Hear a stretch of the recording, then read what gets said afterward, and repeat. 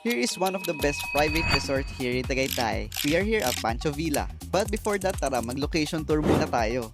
So for the second floor, tatlo ang room meron dito. Ganito yung dalawang room. Pares lang dito, dalawang bed, plus may sariling CR. Then sa dulot, ito yung mas malaki. May tatlong bed dito, then may sariling CR din. And sa isang bed pala, kasya 2 tao dyan. Pagpasensyaan nyo na, marami na kaming gamit dito. Ito yung itsura ng CR. Malaki naman siya at malinis. Akyat naman tayo sa third floor at ito yung pinakamalaking kwarto. Actually, nandito lahat ng pwede nyong gawin. Kaya for sure kung nandito kayo tatambay talaga. May sariling kitchen dito, may mga tables, chairs, sariling TV, sofa, and ito yung pinaka-favorite ko sa kanila, yung CR nila na may jacuzzi. At syempre, as bida-bida, hindi natin siya papalagpasin. Tinry ko na din siya. Well, parang ako lang pala yung nag-try. And syempre, kaya tayo nagtagaytay, ito yung pinaka-the best part. Syempre, ang pinunta natin dito ay yung view at saka yung fresh air.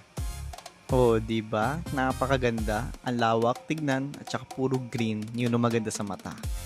And dito pala, may grilling station din sila dito na pwede nyong gamitin. Ayan ang food natin later. At ito yung kanilang swimming pool. Medyo maliit lang. At nung gumabi na, ito na, kainan time na. Ang dami nating masasarap na food. Siyempre, thank you sa mga nag-prepare. Hindi ako kasama doon.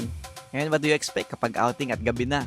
It's party time! And time check, 3 AM. Ganito yung mga itsura ng mga kasama ko. Matira matibay.